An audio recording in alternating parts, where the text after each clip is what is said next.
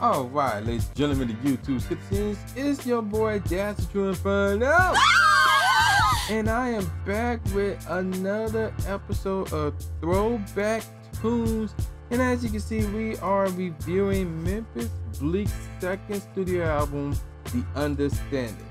Now, from The Understanding on down, I have actually went out and purchased every Memphis Bleek album, with the exception of his very first album, Coming of Age, which came out in 1999. I have heard it recently, and based on what I heard off of that album, combined with my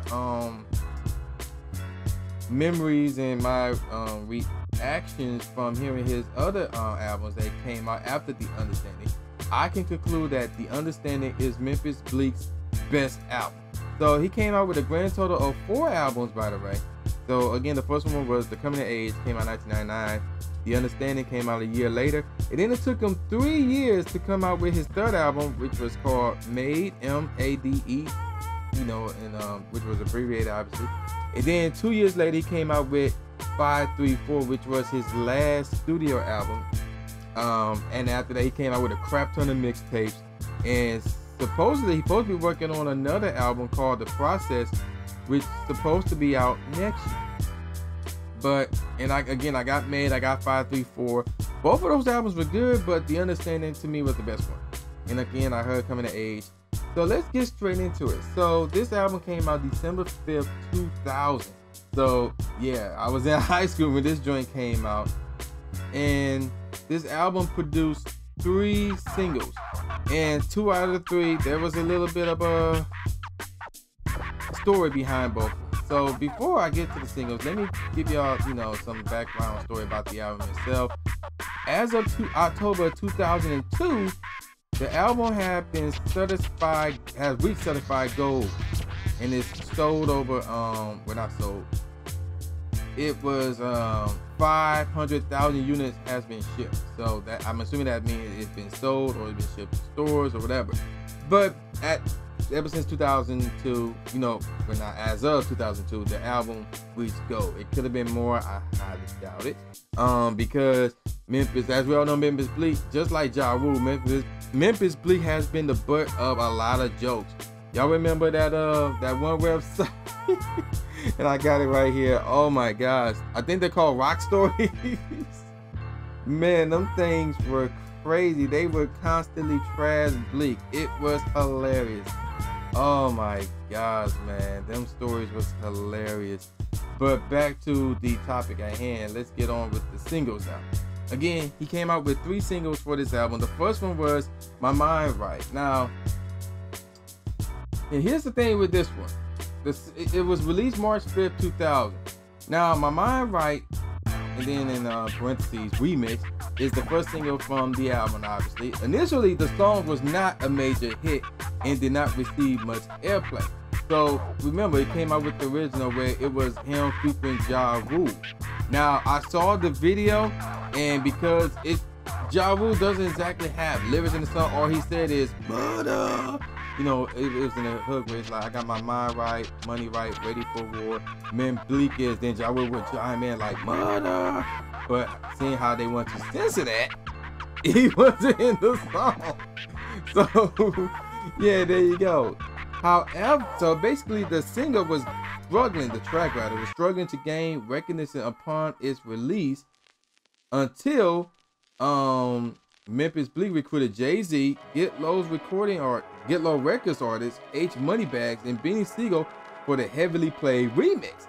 This version of the song will go on to be a huge hit during the summer of 2000 and will be the #1 song for a while on the rap charts. The single will be Bleek's biggest hit until the next 2 songs were released from the album. The remix to My Mind Right was such a big hit that it was included on his album, while the original version was not. Now, but staying with the remix, there's a little bit of a, I wouldn't say controversy, but a little bit of a story within the song itself, because apparently Jay-Z took a shot at Mino from Mace's group Harlem World. And basically, I guess, I don't know how this started, but basically it's like on I'm That from Dame Grease. compilation album Live on Linux Ave, Minnow spit, and I quote, "Who's the last nigga that you heard that was this great? None other than myself and the late great Notorious." So basically, Jay-Z took that as, wait a minute, after Notorious, it should have been him, you know, as in front of Jay-Z, but apparently Minnow skipped him. So now, in the song My Mind Right remix, Jay-Z responded with, "Frontin' like you tougher than what you are, to the gun is coming through the driver's side of your car, using my name in vain like I won't damage the boy. Think niggas was shooting your fat ass out of cannons before. I'm that nigga's pompous, first day in Evil Knievel jumpers. Now they turning over rovers like they wanted with Hoover." So he probably wanted the cannon thing. In the video for Harlem World single, I really like it. Mino was shot out of a cannon. So yeah, that was a direct shot at Mino. And I'm like, I'm surprised he took a shot at me. So I'm like, to this day, you probably wonder the same thing I was, like, who the heck is Mino? Like, exactly. So back then, Mino wasn't even big either. Like, yeah, Mace was big back then, but Mino, it was like if I would have heard that name back then in 2000, 99 to 2001 or whatever, I would be like, who the heck is Mino? So yeah, there you go with that. Moving on to the next single that came out, which was Is That Your Chick? Now there's a story behind this one as well. So the single came out September 12th, 2000. And again, the album came out December. So the album haven't come out yet when both of these singles came out. Wow, okay. But the single version featured Jay-Z and Missy Elliott. The album version featured a verse from Twister and another verse from Jay-Z. And obviously the song was produced by Timbaland and was released in September 12th, 2000. Now, here's the scenario. The original version of the song appeared on the European version of Jay-Z's Volume 3 Life and Times of Sean S. Carter, but it did not appear in the American version. Now, what happened was Memphis Bleek later recorded verses for the song, and it was released as the second single from Bleek's The Understanding. In the alternate version, the chorus is changed from "cause that's Jay in them" to "cause that's Bleek in them." So yeah, if you remember the hook that was sang by Missy Elliott and how the hook ended, she would say "cause that's Bleek in them," and originally it's supposed to be "cause that's Jay in them." So if you were, and I had to do some more digging about that, so I had to go look up Volume 3 Life and Times of Sean Carter. So basically the scenario is this.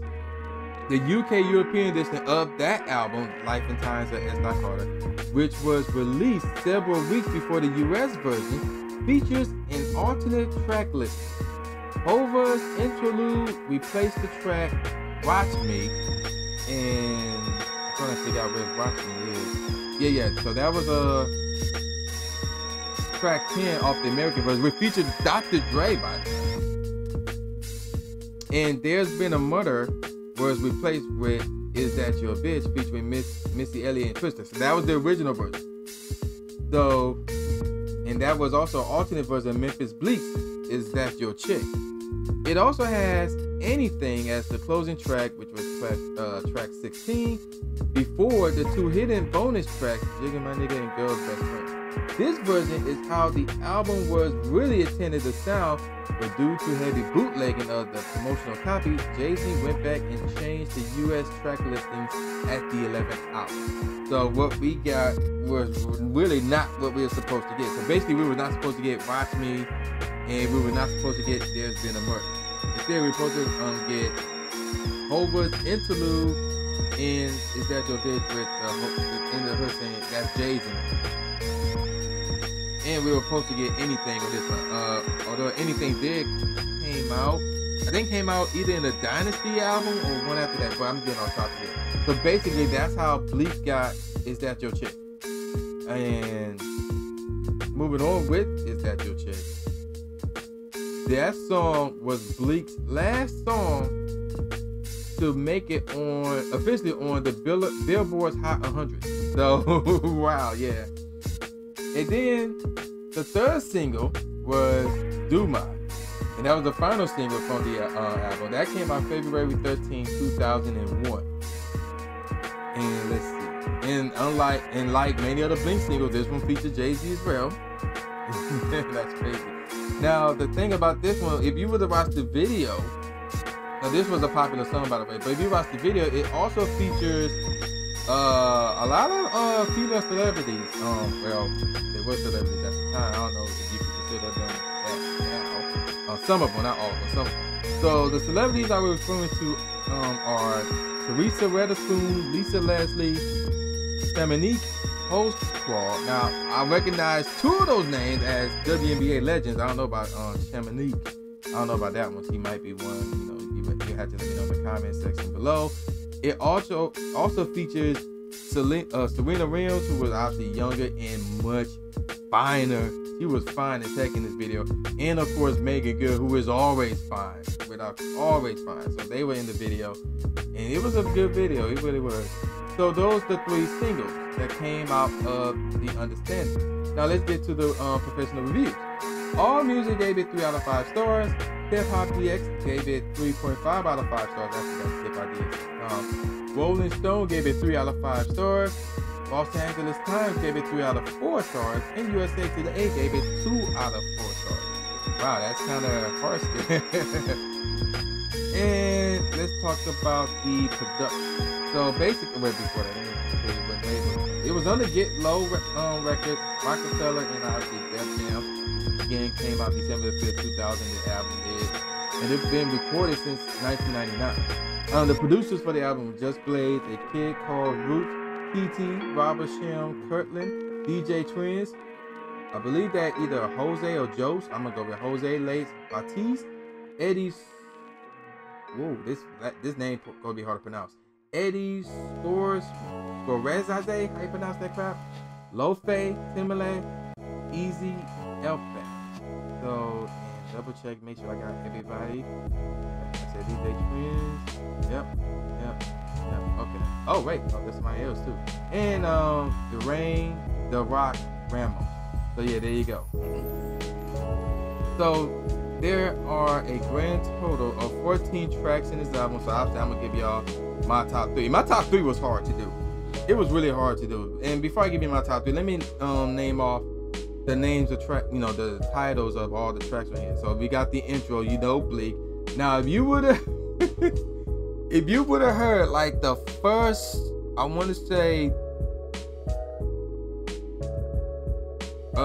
2 bars of this. No, I'm thinking of another song. But anywho, in the intro, obviously they call intro, Bleak. The second song is called Do My, which featured Jay-Z, which was the 3rd single. The 3rd song was called I Get High. And then the next one was We Get Low. From high to low, that's funny. The 5th song was called Change Up, which featured Jay-Z and Beanie Siegel. Then after that, it was My Mind Right remix, which featured Jay-Z, Beanie Siegel, and H Moneybags. After that, it was Hustlers, which featured Beanie Siegel. And then we got track number 8 called All Types of Shit. Then number 9, it was called PYT. I'm assuming that stood for Pretty Young Thing. I could be wrong, but that one featured Jay-Z and Emil. Number 10 was Bounce Bitch. Number 11 was They'll Never Play Me. Number 12 was Every Day, which features Carl Thomas. And then track number 13 was Is That Your Chick? The Lost Verses, which featured Jay-Z, Twister, and Missy Elliott. And finally, the last track, In My Life. Okay, so my top 3 was hard to decide because there's a lot of good tracks in this album. And it was hard for me to basically determine my top 3 if I managed to put it off. So number 1 on the list is That Your Chick? The Lost Person. Because it introduced Twister.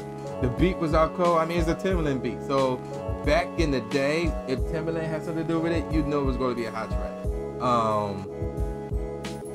It's a shame that Missy only did the hook, that she couldn't get a verse herself. But at the same time, again, we got Twister, we got more Jay-Z verses as well. So yeah, that was a banging track right there. Track number 2 for me was Hustlers featuring Siegel. That was a deep track right there. That's the one you want to melt out and chill to right there. I would always do that every time I would hear that play. And then number 3 is We Get Low. That was another good one. That was another, I wouldn't call that a deep one, but it was like a really good track right there.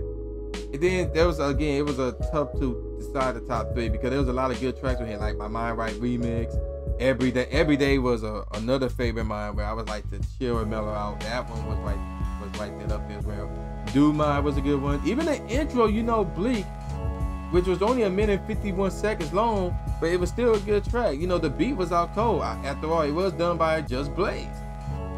And then I Get High, that was another deep one right there.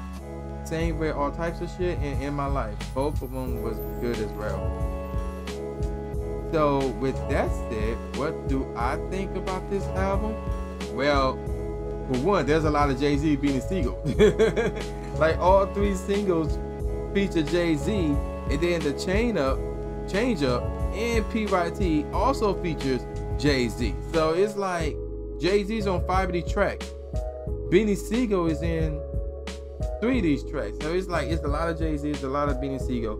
I think that kind of hurt this album, like, yeah, because at the time, people viewed Memphis Bleek as a Jay-Z underling, like the Jay-Z underling. But if you look at single, it's like, nah, you don't view him as an underling because he was out cold. You know, he was that deal. But Bleek is a different story because Bleek been with Jigga since Reasonable Doubt. And it's like he been viewed as an underling. So the fact that Jay-Z was heavily in this, like 5 out of the 14 tracks Jay-Z was in, that's not good. That's not good. I'm not saying, oh, if Jay-Z was not on these tracks, the track would suck or the album would suck, blah, blah, blah. No. Jay-Z shouldn't have been on Chain Up, and he shouldn't have been on PYT.